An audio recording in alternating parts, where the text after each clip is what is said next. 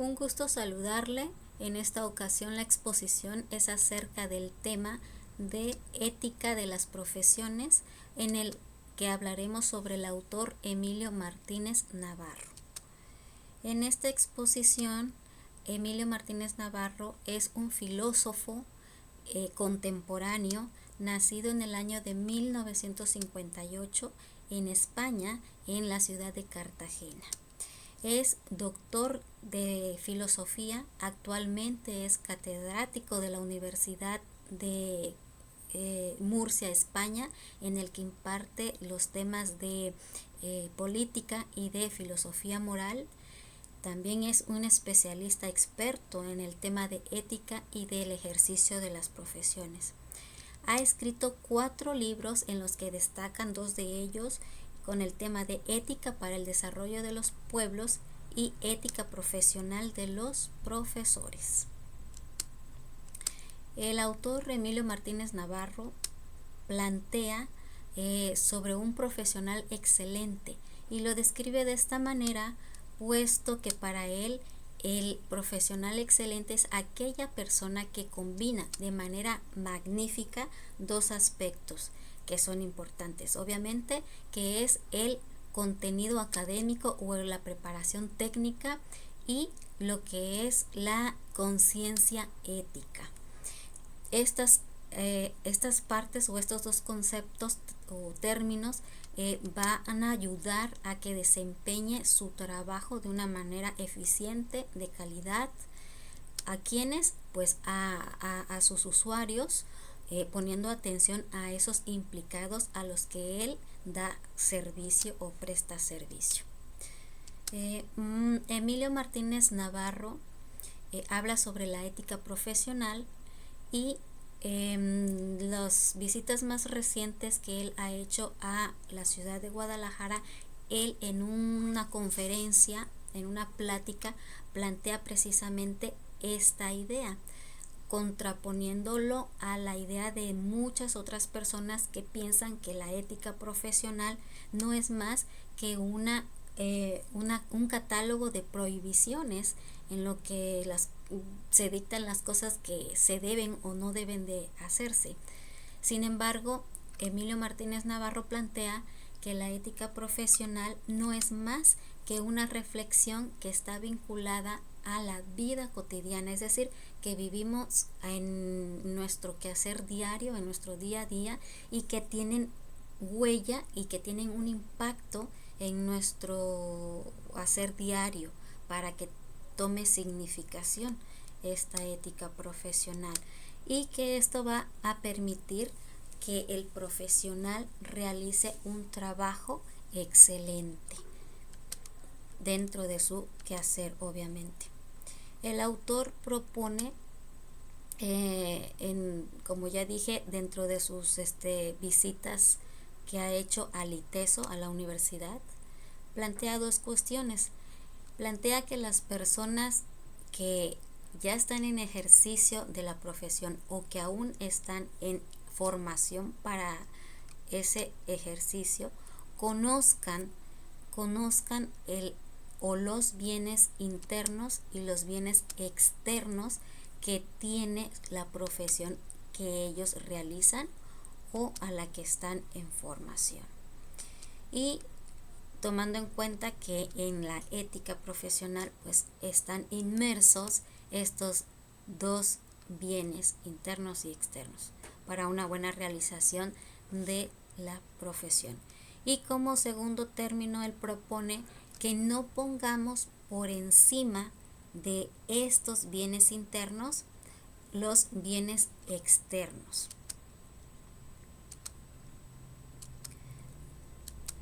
También habla acerca de que los bienes internos de una profesión, ¿qué son?, se pregunta él.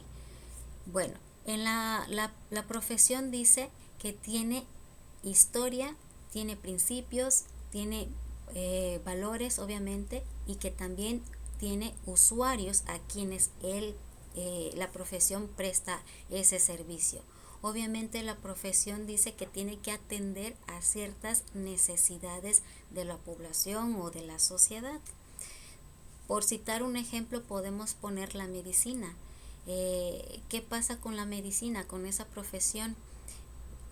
¿Cuáles son sus valores? Bueno, los valores que maneja pues son la confidencialidad, tiene que ser empático, tiene que haber un respeto y tiene que trabajar con esos valores para poder tener un ejercicio efectivo y un ejercicio claro acerca de sus bienes internos. Son principios que tiene que manejar para dar un buen servicio. ¿Y quiénes son sus usuarios? Pues son los pacientes. En el caso de la educación, los valores que maneja pues son la interculturalidad, la equidad, la democracia. Sus usuarios pues son los alumnos y eso hace, esos valores que plantea la profesión hace de que pueda tener un buen resultado en beneficio a esa población que son los alumnos. Plantea la pregunta de, en la profesión dice, ¿cuáles son los bienes internos? Bueno, los bienes internos de esta profesión dice que son los bienes específicos que proporciona a la humanidad, las metas que persigue, es decir, sus finalidades, el propósito de esa profesión y en general pues es la razón de ser de esa profesión. A esos aspectos se refiere como bienes internos.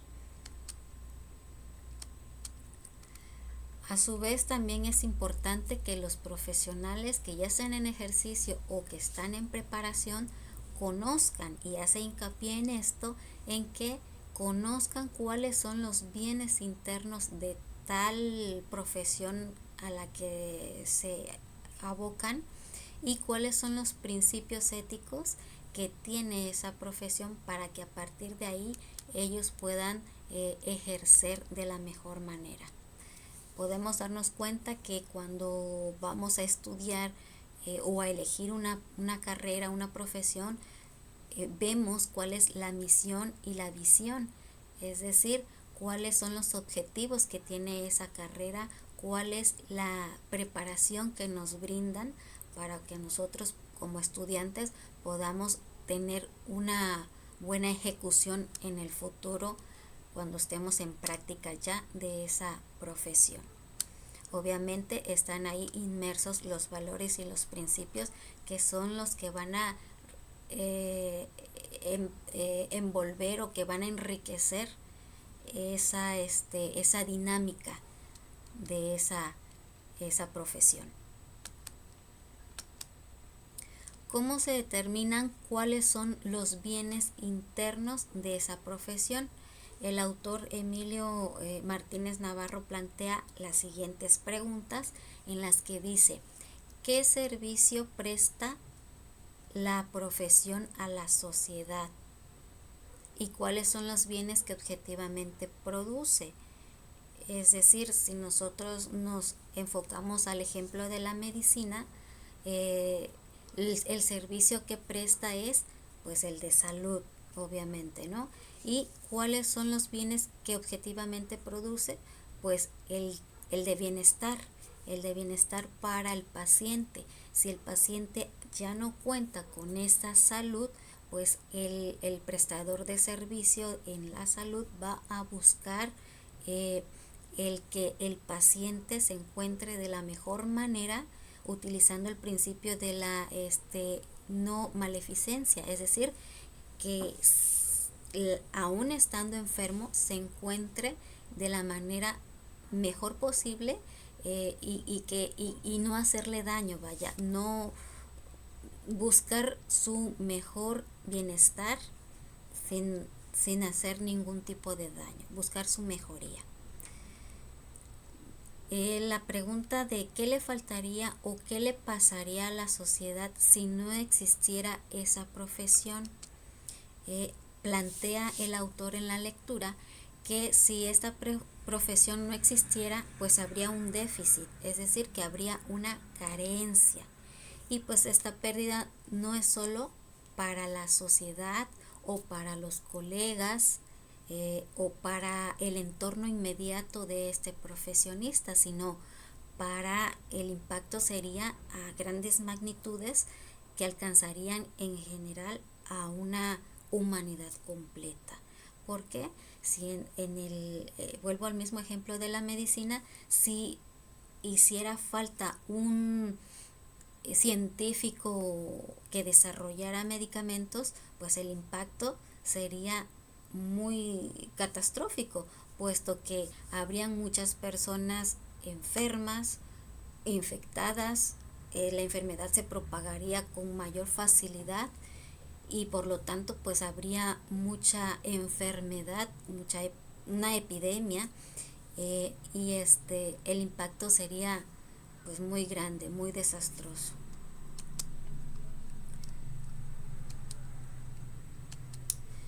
En cuanto a la identidad de la profesión, dice que los bienes internos son parte fundamental de la identidad de la profesión, pero obviamente la identidad es algo que se va construyendo, es algo que se va adquiriendo con el tiempo, con el transcurso de la formación y plantea la lectura que es algo que no es neutral, tomando en cuenta que la identidad es todas aquellas características que hacen único algo, que lo distinguen de otras.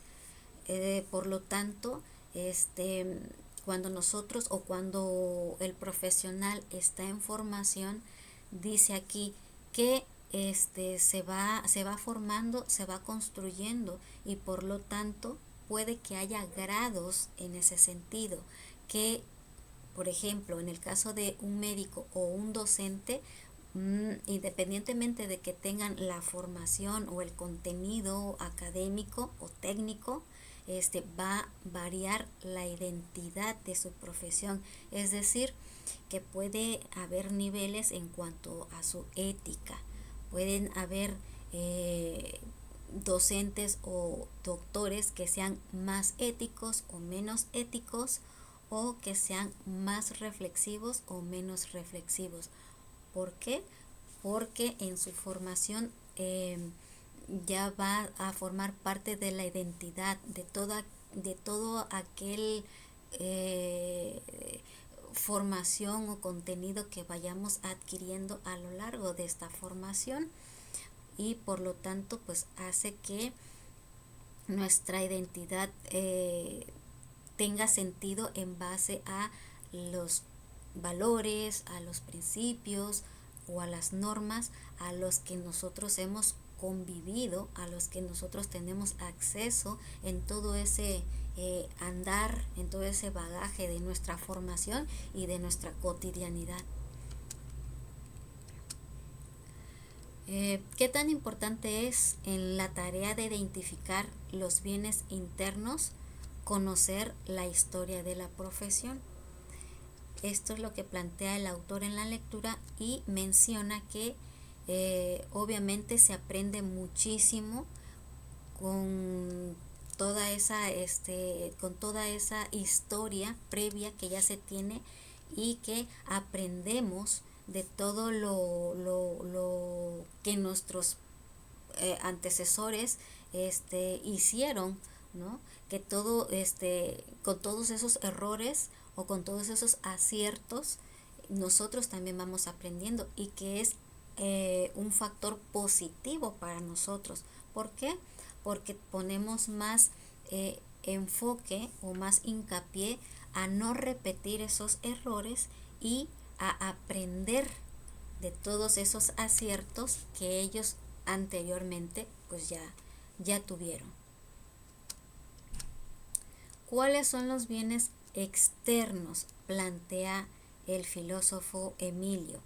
Y dice aquí, los bienes externos son todos aquellos bienes que ayudan a conseguir los bienes internos. ¿Y a qué se refiere? A todos aquellos medios, a todos aquellos recursos y a todas aquellas recompensas que hacen fácil el desempeño de nuestro ejercicio en la profesión, pero que también son necesarios para poder realizar nuestras actividades. Por ejemplo, en el caso de la medicina, pues estos bienes externos, estos recursos que se representan o que los visualizamos como ingresos económicos, como el poder o como eh, como todos aquellos recursos que nos facilitan, son necesarios, porque entonces en el área de la medicina nos ayudan a poder adquirir todos esos materiales o todas esas herramientas que van a ser necesarias para poder tomar la presión cardíaca, por ejemplo, la presión arterial, y con eso poder realizar de una manera eficiente, eficaz y de calidad pues nuestro servicio como profesional. Ok. Y también plantea que obviamente estos bienes externos son necesarios, pero que no pueden ponerse por encima o por delante de los bienes internos. ¿Qué sucede si se renuncia a un bien interno en aras de conseguir uno externo? Se plantea el autor. Bueno, lo que pasaría aquí es de que se corrompería la profesión, es decir, que se atenta contra el sentido mismo del quehacer de esa profesión, y a eso el autor enfatiza como una corrupción profesional. Ajá. La persona dice que va olvidando cuál es su tarea, cuál es su misión, cuál es la meta, el bien interno de esa profesión, y se dedica simplemente a través de engaños, a través de trampas, a ir maquillando, dice aquí textualmente, para poder conseguir esos bienes externos, y se va olvidando de los bienes internos, que son los que nos hacen ser eficientes y excelentes en nuestro quehacer profesional. Y pues lamentablemente esto es algo que cotidianamente pasa con mucha frecuencia. Hay bienes internos comunes a todas las profesiones, plantea el autor, y se responde a que podría considerarse que pues sí, hay algunos bienes internos que son comunes. Muestra un ejemplo en donde dice que el principio de la no maleficencia consiste en no hacer daño a los usuarios, y que es común en todas las profesiones. ¿Por qué? Pues porque en todas las profesiones buscamos servir, dar cubrir una necesidad de la sociedad, tomando en cuenta que podamos dar un servicio de calidad, en donde seamos honestos, sinceros, y utilicemos obviamente principios que deberían de ser básicos para poder realizar nuestro ejercicio. Y cuando hablamos de bienes internos nos referimos específicamente a los de cada profesión, es decir, que cada profesión tiene principios éticos muy específicos que les permite realizar su trabajo. ¿Por qué? Porque cada profesión tiene o determina una finalidad específica para la humanidad. Algunas personas creen que la ética estorba. Plantea el autor que les va mejor a quienes la dejan de lado en su actuar profesional, y que a veces la realidad parece darles la razón. Pues en este caso dice que el profesional corrupto, que es como lo plantea la lectura, es cortoplacista. ¿A qué se refiere con este término? A que un profesional corrupto a corto plazo, con este tipo de ejercicios, pues va a tener un crecimiento económico, por ejemplo, pero en un plano mediano o largo se va a ver afectado, puesto que su credibilidad va a estar en juego, pues la sociedad se va a dar cuenta de que el servicio que él otorga pues no es de calidad, no es excelente y que está a base de engaños y pues por lo tanto no es un servicio que funja de manera ética. Uh-huh. El camino ético, sin embargo, plantea el filósofo Emilio Martínez, que el camino ético aparentemente puede no ser exitoso en un plazo corto. Sin embargo, dice, actuar éticamente tiene un gran beneficio, que es la credibilidad, que lo plantea como la credibilidad del gran profesional que se gana a pulso, obviamente con sus esfuerzos, con el esfuerzo de tiempo, con el esfuerzo de dedicación, es decir, con buenas prácticas. Entonces esa credibilidad resulta rentable en un plazo largo e incluso en términos económicos. Obviamente tenemos como profesionales ser éticos, obviamente, para poder tener credibilidad, y tenemos ahora sí que el compromiso de tener que ser rectos o éticos en nuestro ejercicio para poder gozar de los beneficios que esa misma ética nos proporciona, ¿no? En cuanto a las reflexiones éticas, el autor plantea que estas reflexiones se relacionan en nuestra cotidianidad. Si el profesional alimenta su inquietud ética con un grupo de referencias y una demanda de formación, dice, se va construyendo como un alguien que reflexiona antes, que reflexiona durante y que reflexiona después de su actividad profesional en su cotidianidad. ¿Por qué? Porque se va formando, se va reafirmando, va conociendo su actuar. Entonces, este profesional va construyendo su conciencia ética para poder desempeñarse como tal.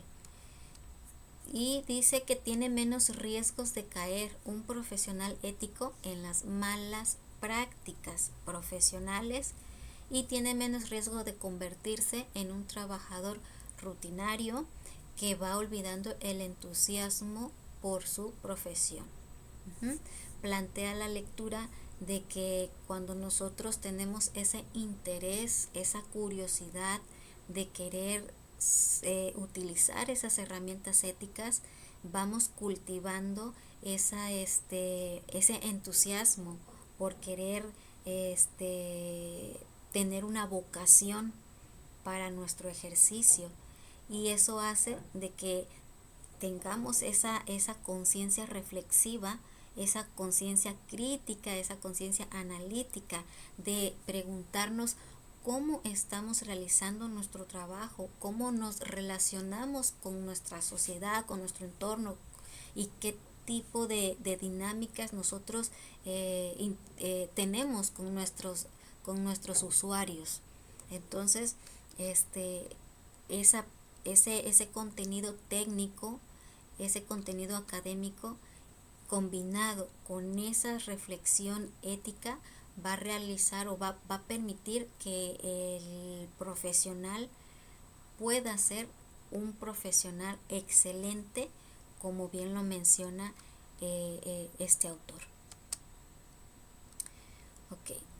Este entusiasmo lleva a una línea de mejoría continua que también da satisfacciones, que tiene que ver con una vocación que alimenta la excelencia profesional.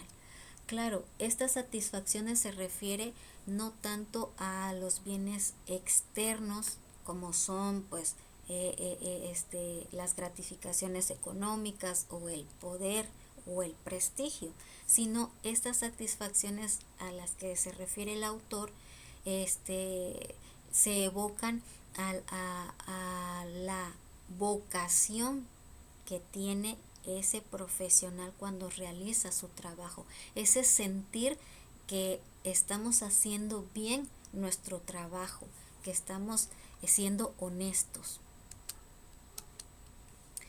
Bueno, en este dibujo o en esta imagen se observa una tríada en donde dice lo siguiente, ¿no? Lo que hago bien, lo que beneficia a otros y lo que me gusta. Cuando nos ubicamos en lo que me gusta, pero que beneficia a otros, estamos hablando de la vocación, del amor o del gusto que tenemos para poder desarrollar y ejecutar ese trabajo que nosotros estamos profesionalmente realizando. Cuando me gusta y lo hago bien, pues estamos hablando de la pasión.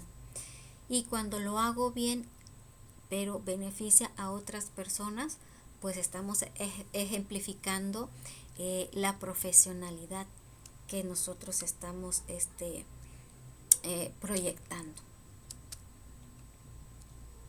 La ética, por otro lado, no es la mera repetición de la moral ya establecida. Dice el autor que no es sermonear, no es adoctrinar, puesto que estas cuestiones no sirven de nada. Él plantea que la ética se refiere a reflexionar de manera crítica, de manera analítica sobre lo que estamos haciendo, sobre las decisiones que vamos a tomar en cuanto a las cualidades, en cuanto a cómo nos vamos a relacionar o qué impacto van a tener estas decisiones en nuestra cotidianidad, vaya, ¿no? Es importante, dice, que los profesionales y quienes se preparan para ser profesionales aprendan a deliberar. ¿A qué se refiere con deliberar? A sopesar las razones que están en pro, que están en contra de cada situación. Es decir, que tengamos la capacidad para poder discernir, que podamos analizar, que podamos meditar de manera detallada pues todos aquellos aspectos para que podamos en base a eso poder tomar decisiones, poder tomar soluciones que favorezcan a nuestros usuarios en este sentido, ¿no? Y poder así pues tener un mejor resultado tanto a nivel personal como a nivel grupal o a nivel de sociedad. Obviamente esto es importante, que tengamos una congruencia entre nuestro actuar de manera personal y en nuestro actuar profesional, pues obviamente, ¿no? Bueno, pues esto ha sido el tema, la exposición acerca de lo que nos plantea el filósofo Emilio Martínez Navarro, y pues puedo concluir con esta frase que dice que la ética no es más que el intento racional de averiguar cómo vivir mejor. Esta frase es del pensador ilustre Fernando Savater, y pues nos deja claro de que como profesionales o como aún formadores en una profesión, tenemos que combinar estos conceptos que son la preparación técnica con la conciencia ética, y de esta manera nosotros podremos alcanzar el éxito, la excelencia, la calidad, y estar satisfechos con nosotros mismos en nuestros resultados, en nuestro ejercer cotidiano a nivel profesional y a nivel personal.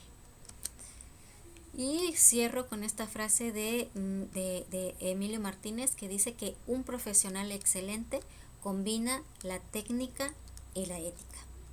Gracias.